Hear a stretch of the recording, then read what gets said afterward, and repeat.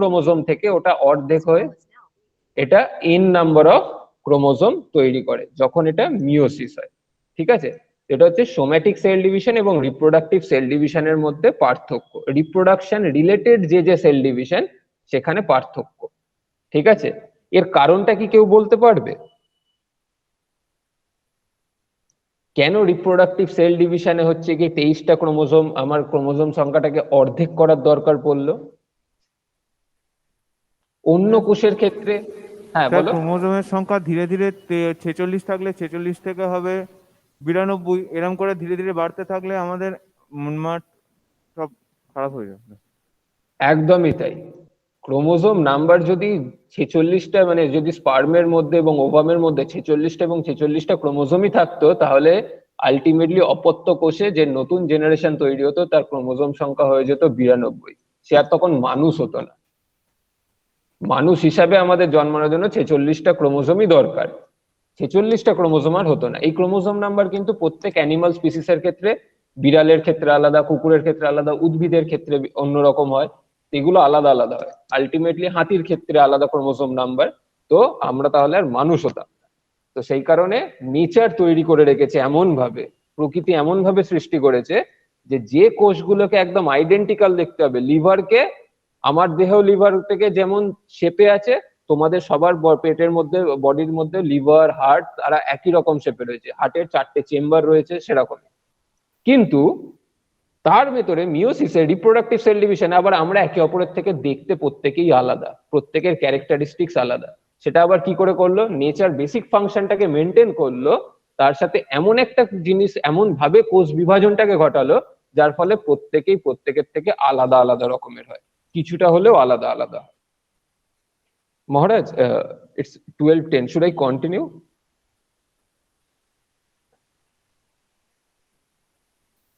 তোমাদের কি এরপরে ক্লাস আছে? ইয়েস মহারাজ। না, ওদের ক্লাস যদি না থাকে আর আপনি যদি ফাঁকা থাকেন তাহলে আমি একটা একটু কোয়েশ্চেন আছে স্যার, একটা হ্যাঁ কোয়েশ্চেন প্লিজ। আছে।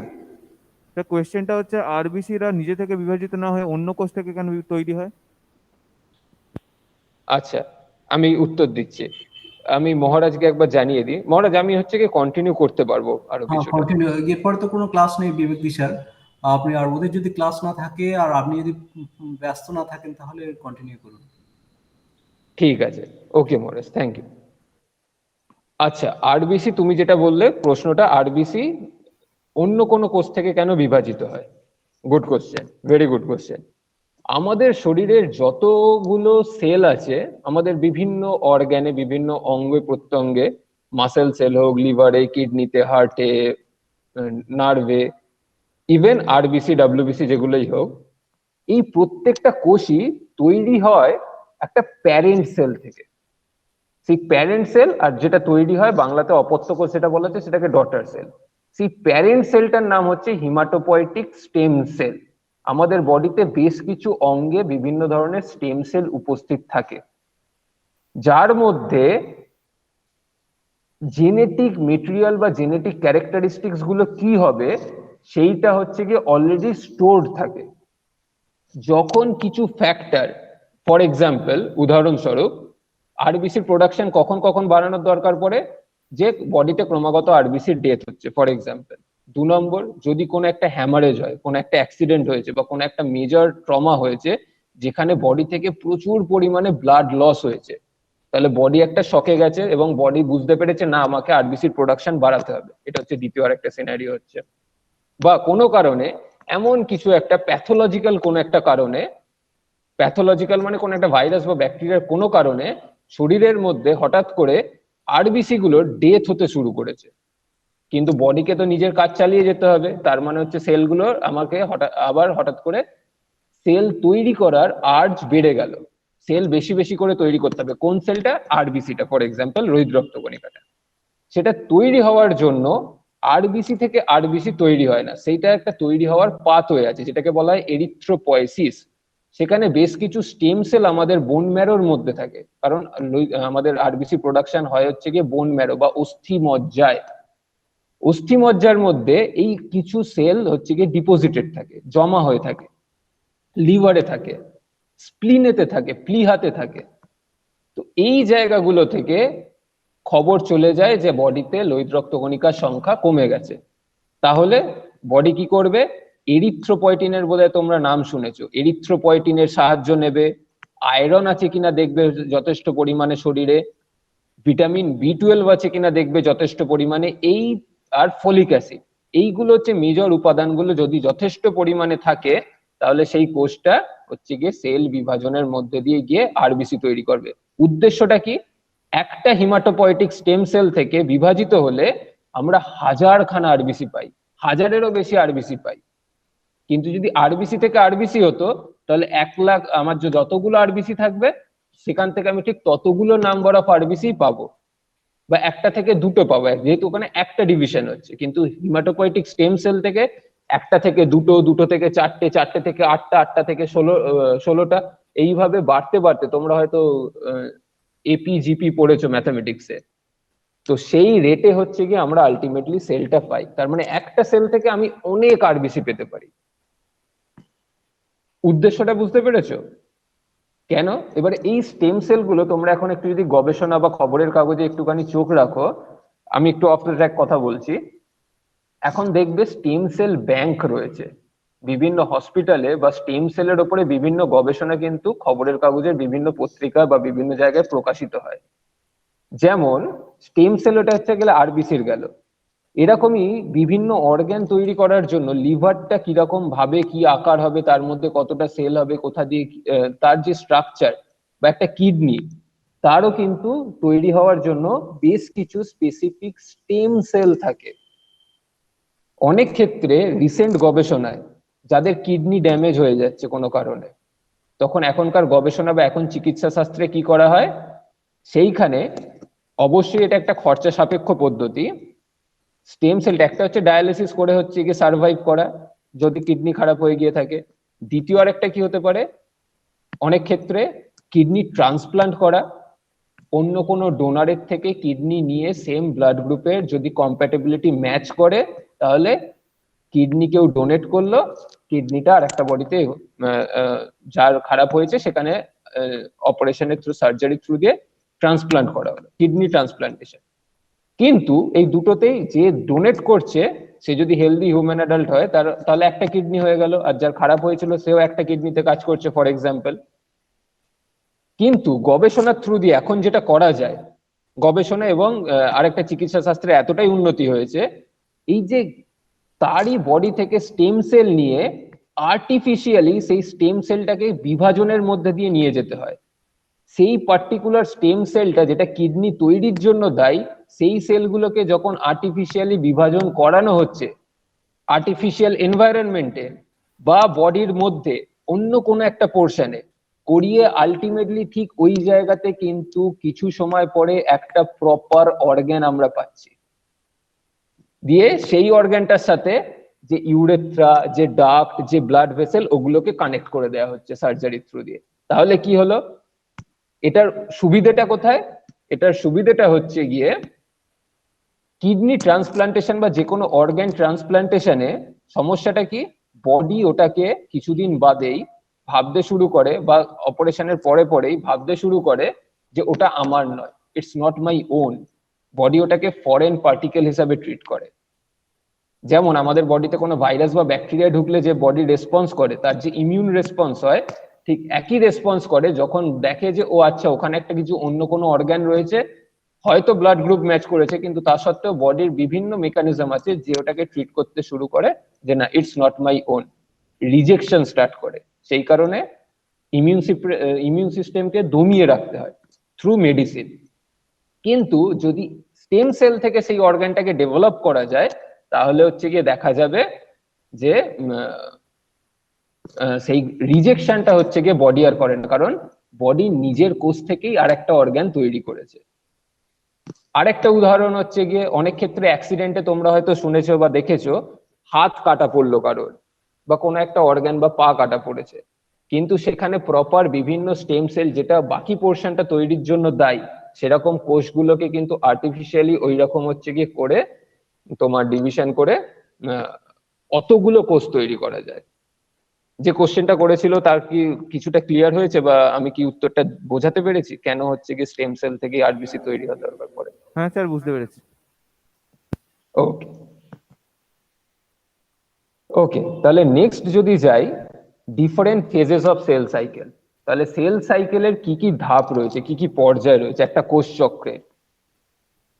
কোষ চক্রকে দুটো পর্যায়তে মেনলি ভাগ করা হয়। একটার নাম হচ্ছে কি ইন্টারফেজ, আর একটার নাম হচ্ছে কি M phase or mitotic phase. ইন্টারফেজটা কি? এই সময়তে কোষ বিভাজন হয় না, এই সময়তে কোষটা অবিভাজিত থাকে, কিন্তু সেটার কোষের মধ্যে বিভাজনের জন্য যা যা উপাদান দরকার, যতটা গ্রো করার দরকার সেটা করে। আর মাইটোটিক ফেজ বেসিক্যালি ওটা বিভাজন হয় ওই সময়। তো ইন্টারফেজের আবার তিনটে ভাগ আছে, তোমরা হয়তো পড়েছো ছোটবেলাতে, 9-10-এ পড়েছো। G1, S, G2।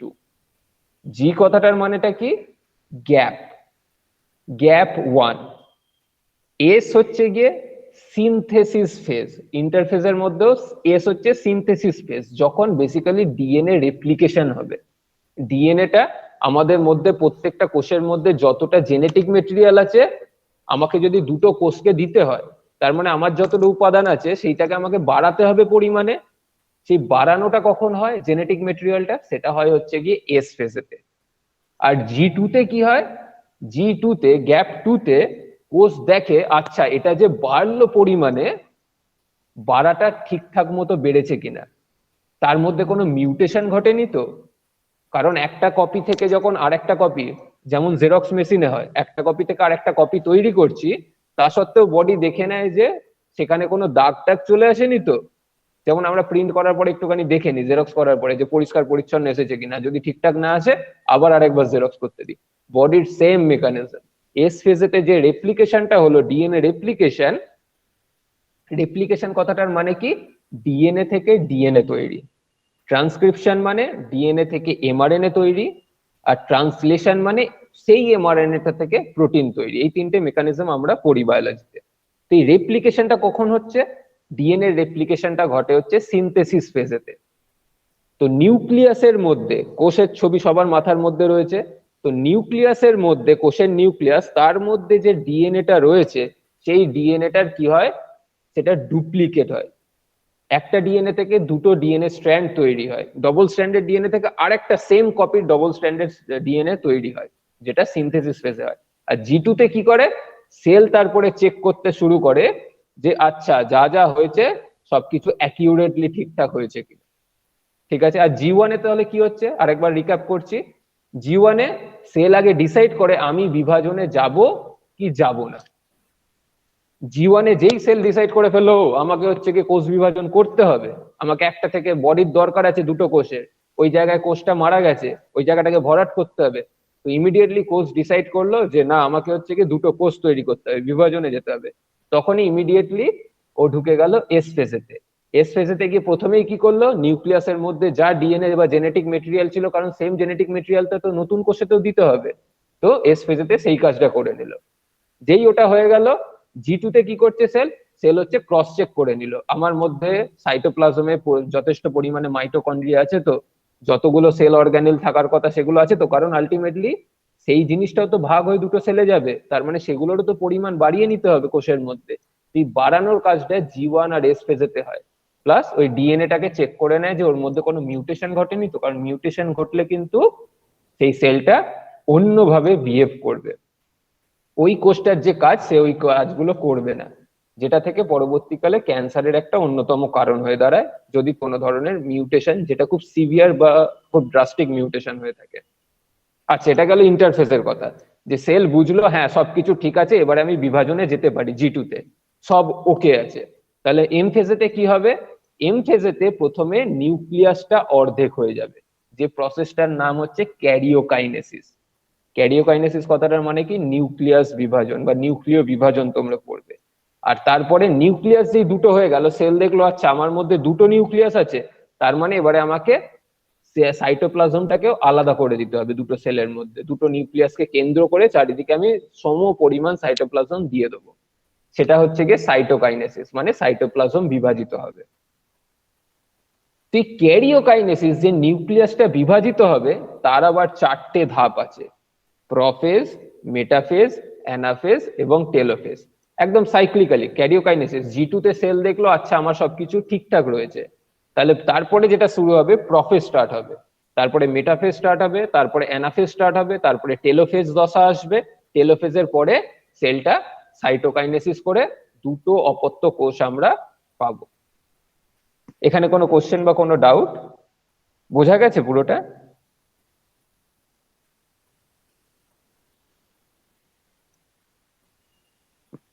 হ্যাঁ না কিছু?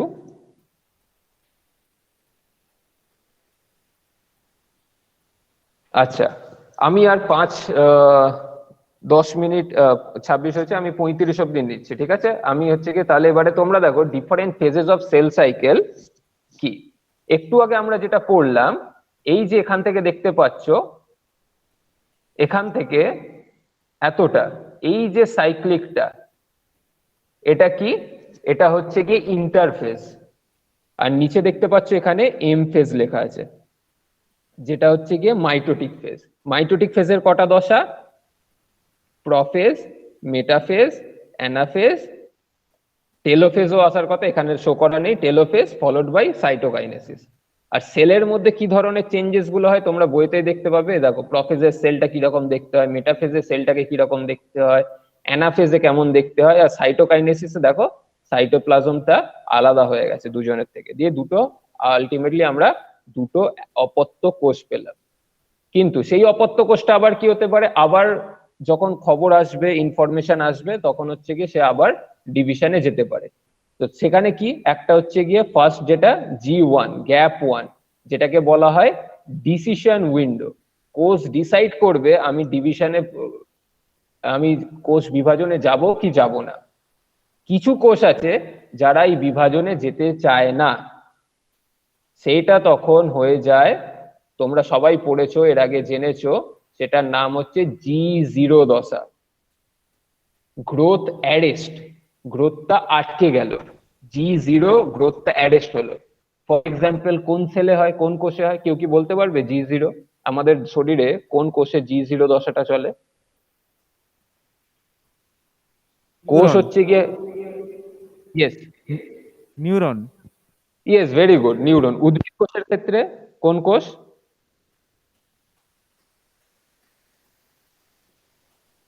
একদম অ্যানিমাল বডি, আমাদের হিউম্যান বডির ক্ষেত্রে নিউরন, একদম কারেক্ট। প্ল্যান্টের ক্ষেত্রেও এরকম একটা কোষ আছে, কারোর মনে আছে বা জানা আছে? সিভনলে। সিভনল হচ্ছে গিয়ে ডিভিশনে যায় না, ও হচ্ছে G0 স্টেটেতে অ্যারেস্টেড অবস্থাতে থেকে যায়।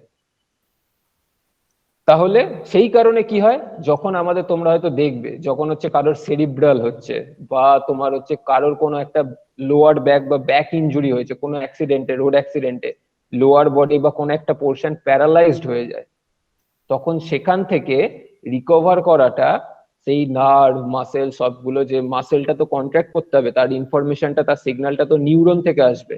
তো সেই নিউরনে যদি কোনো ড্যামেজ হয়, অ্যাক্সনে যদি কোনো ড্যামেজ হয়, তাহলে হচ্ছে গিয়ে সেখান থেকে রিকভারটা ওই কারণে ডিফিকাল্ট, কারণ ঠিক তার নিউরনের পাশেই যে আরেকটা নিউরন তৈরি হয়ে যাবে, সেটা কিন্তু অতটা সহজ পদ্ধতিতে হয় না, বা হয়ই না রাদার। কিন্তু এখন গবেষণার থ্রু দিয়ে সেটা আগে চেষ্টা চলছে, ওই জায়গাগুলোতে কাজ হচ্ছে এখন প্রচন্ড, যে কিভাবে সেটাকে রিভাইভ করা যায়। তো নিউরন গুলোকে আবার, নতুন একটা নিউরনকে যদি ওখানে আবার তৈরি করা যায়, তাহলে আলটিমেটলি আবার সেই মাসেল গুলো কাজ করতে শুরু করবে, তাহলে সেই মানুষটা আবার হাঁটতে চলতে বা যা কিছু যেটা সমস্যা হচ্ছিল সেটা আবার খুব ভালোভাবে রিকভার করে যাবে। ওকে, তো G0 হতে পারে বা G1। G1 এর পরে যখন বুঝলো যে হ্যাঁ ঠিক আছে, আমাকে ডিসিশন মানে সেলকে ডিভাইড করতে হবে, তখন সে ঢোকে এস ফেজে অর সিনথেসিস ফেজ, যেটার নাম হচ্ছে ডিএনএ রেপ্লিকেশন হবে মেনলি।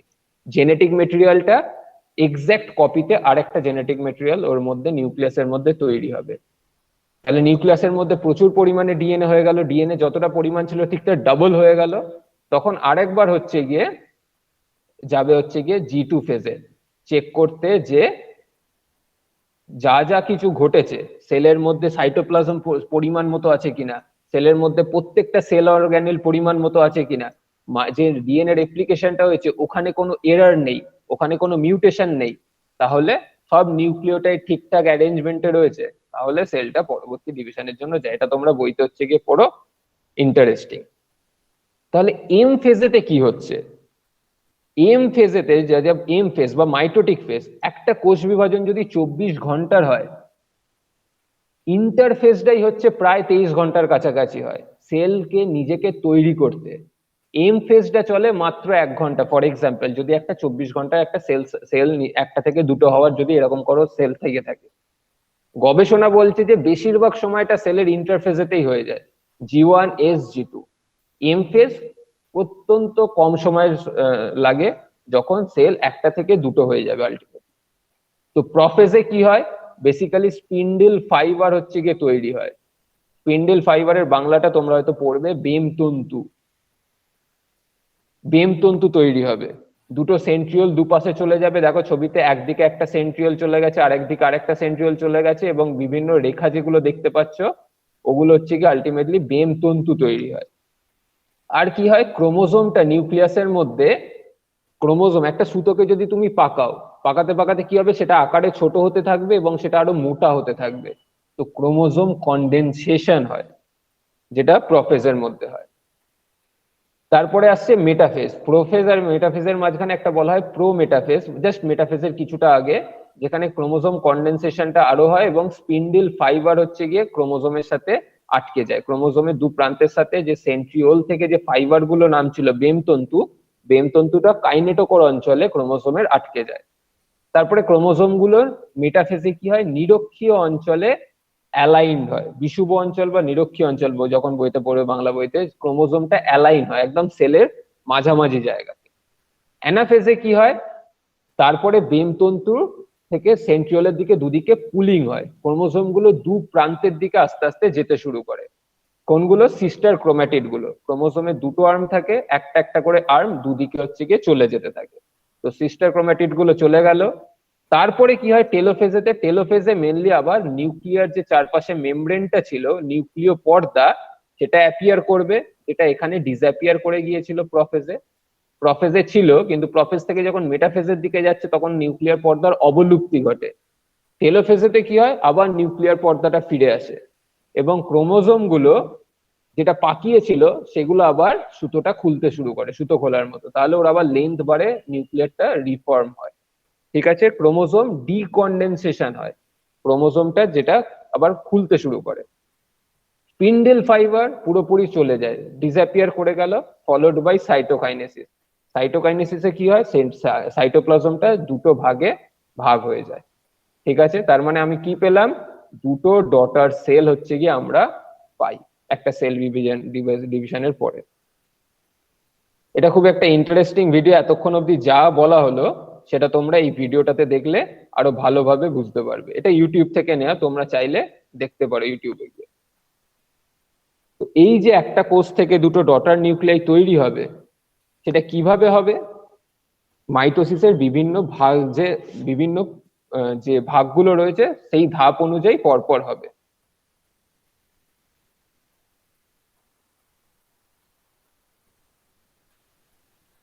ওকে, সাইটোকাইনেসিস হয় দুটো সেল তৈরি হলো, কিন্তু এই এক একটা সেলের ভেতরে যে নিউক্লিয়াস, নিউক্লিওলাস দেখতে পাচ্ছ এবং নিউক্লিয়ার ফাইবার, নিউক্লিয় জালক যেগুলো রয়েছে, নিউক্লিয় জালকগুলো কি হয়? আস্তে আস্তে কনডেন্স করতে শুরু করবে। দেখো ভিডিওতে দেখতে পাবে। আর দুটো সেন্ট্রিওল দু প্রান্তের দিকে আস্তে আস্তে যেতে থাকবে। তো ফার্স্ট হচ্ছে কি প্রফেজ।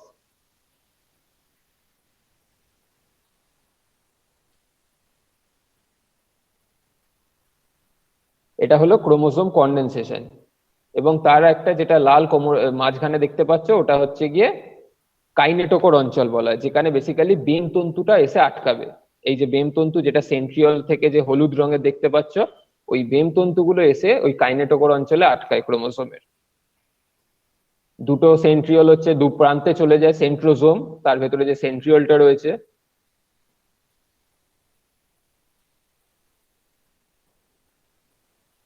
এবার হচ্ছে ক্রোমোজোম অ্যালাইন, যেটা বিষুব অঞ্চলে ক্রোমোজোম গুলো অ্যালাইন হয় একদম সেলের মাঝামাঝি।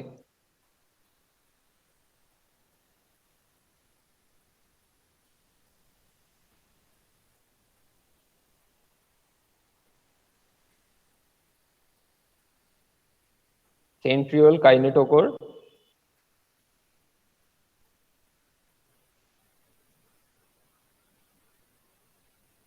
প্রফেজ শেষ হয়ে গেল, এবারে অ্যানাফেজ। অ্যানাফেজ স্টার্ট হচ্ছে। অ্যানাফেজে কি হচ্ছে, দুটো সিস্টার ক্রোম্যাটিড আলাদা হয়ে যায়, তোমরা হয়তো পড়ে থাকবে বইতে বা পড়বে যে ক্রোম্যাটিডটা আলাদা হয়ে যাচ্ছে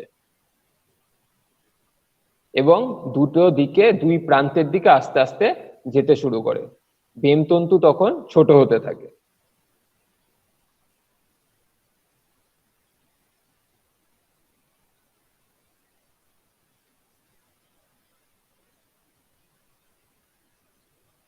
এরপরে আসছে প্রফেজ, মেটাফেজ, অ্যানাফেজ, এবার টেলোফেজ, যেখানে ডটার ক্রোম্যাটিড মানে অপত্য যে ক্রোম্যাটিড গুলো তৈরি হয়েছিল সেগুলো আবার ডিকয়েলিং হয়, একবার পাকিয়ে গিয়েছিল সেই পাকটা আবার খুলতে শুরু করলো। সেটা খুলতে শুরু করলো, তার সাথে আর কি কি ঘটনা ঘটে, নিউক্লিওলাস অ্যাপিয়ার করলো। দেখো, নিউক্লিয়াসের ভেতরে নিউক্লিওলাস অ্যাপিয়ার করে, আর সেই নিউক্লিওলাস এবং যে ক্রোম্যাটিড গুলো যে ডিকন্ডেন্স হওয়ার পরে তার চারপাশে নিউক্লিয়ার মেমব্রেন অ্যাপিয়ার করলো। সেটা যখন চলে এলো, সেল যখন দেখলো দুটো নিউক্লিয়াস এসে গেছে, তাহলে হচ্ছে গিয়ে সাইটোপ্লাজম বা সাইটোকাইনেসিস, যেটা সাইটোপ্লাজমের বিভাজন ঘটলো। এটা হচ্ছে গিয়ে গেল অ্যানিমাল সেলের ক্ষেত্রে। প্ল্যান্ট সেলের ক্ষেত্রে এবং অ্যানিমালের ক্ষেত্রে একটু পার্থক্য রয়েছে। সেই পার্থক্যটা কি কেউ বলতে পারবে?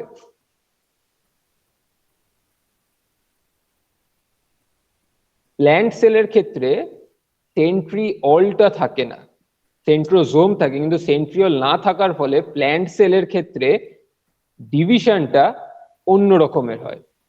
সেখানে প্ল্যান্ট সেলের ক্ষেত্রে সেল প্লেট তৈরি হয় একদম বিষুব অঞ্চল বরাবর, সেখানে হচ্ছে সেল প্লেট তৈরি হয়। তার কারণ প্ল্যান্ট সেলে আরেকটা জিনিস থাকে, যেটা থাকে সেল ওয়াল। আরেকটা পার্থক্য আছে, ভিডিওতেও দেখতে পাচ্ছ, আমি এখানটা পজ করছি একবার। কি দেখলে অ্যানিমাল সেল এবং প্ল্যান্ট সেলের মধ্যে পার্থক্যতে? অ্যানিমাল সেলে দেখেছিলে যে সেন্ট্রিওল থেকে বেমতন্তুগুলো এসে কাইনেটোকোর অঞ্চলে লাগলো, তারপরে সেটার কুলিং স্টার্ট হয়। এক্ষেত্রে কি হয়, উদ্ভিদ কোষের ক্ষেত্রে, প্ল্যান্ট সেলের ক্ষেত্রে কি হয়, বেমতন্তুগুলো আগেই তৈরি হয়ে থাকে, ক্রোমোজোম গুলো বেমতন্তুর গায়ে মাঝ বরাবর গিয়ে আটকাতে থাকে। ওরকম হয় না, সেন্ট্রিওল থেকে বেমতন্তুটা তৈরি হতে হতে আসবে, এসে কাইনেটোকোরে আটকাবে। উদ্ভিদ কোষের ক্ষেত্রে এইখানে আরেকটা পার্থক্য আছে। ঠিক আছে?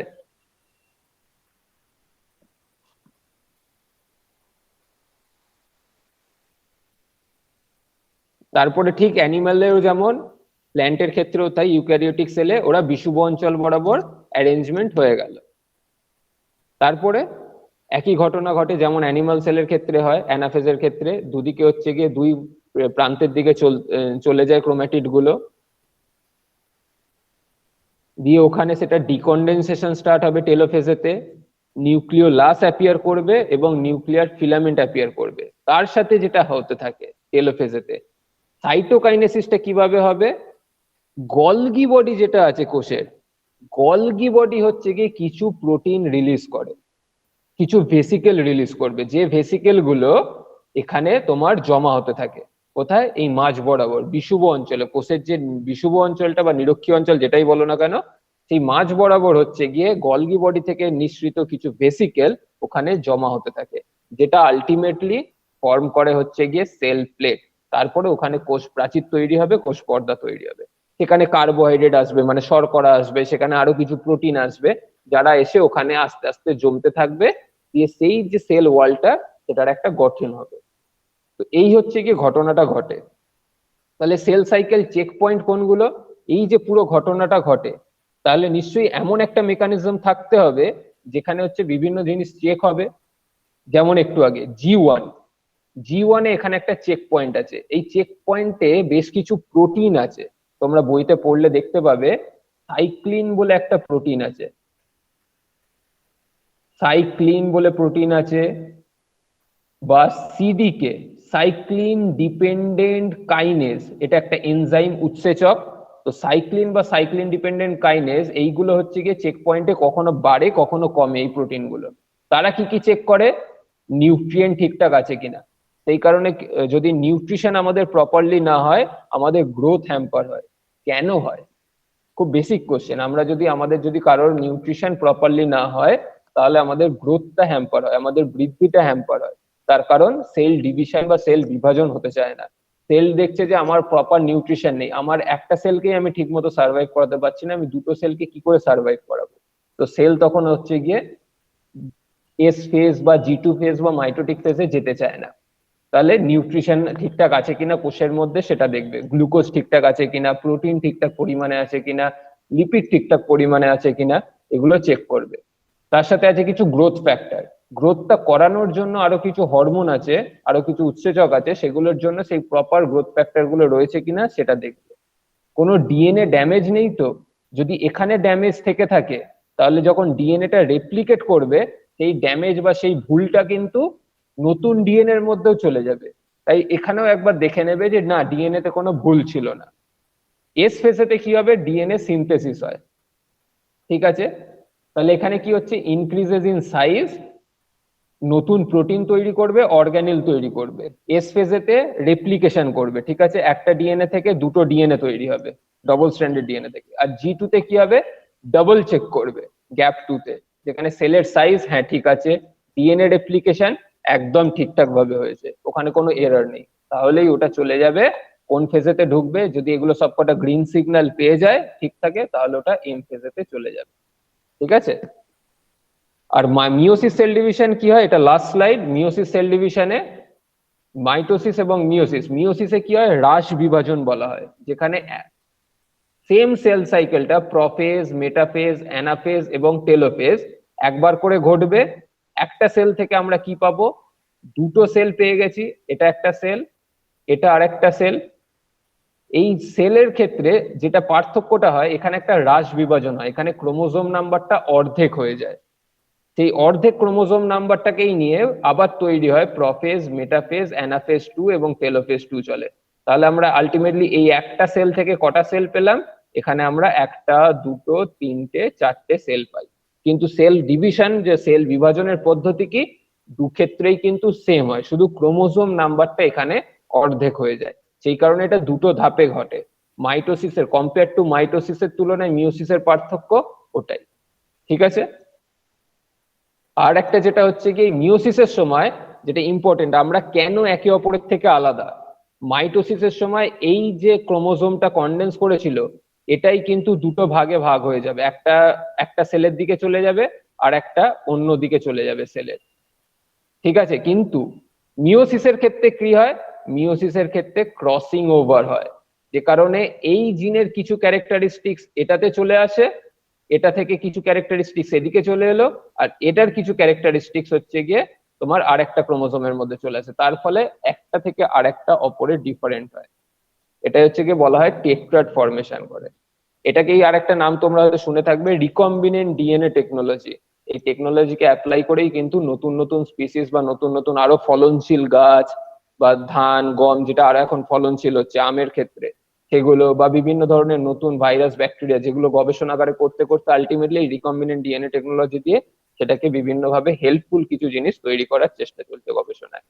ওকে, any question, any doubt, anyone?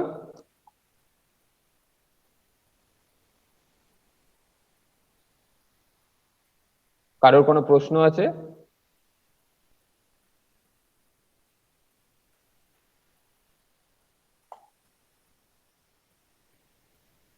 নেই মনে হচ্ছে। তোমাদের কাছে সম্ভবত আমার মেল আইডি রয়েছে, বা স্যারেদের থেকে হচ্ছে কি কানেক্ট করে নিতে পারো, কন্ট্যাক্ট করে, বা বই পড়ো হচ্ছে গিয়ে, তারপরে স্যারেরা রয়েছেন, এক্সপ্লেন করে দেবে। যদি কোনো ডাউট থাকে তোমরা নেক্সট দিনকে আমাকে জিজ্ঞেস করতে পারো, ঠিক আছে? তো thank you all of you, thank you for patient sharing, ভালো করে শোনার জন্য। Maharaj, I have finished the class. Yeah, you can close now.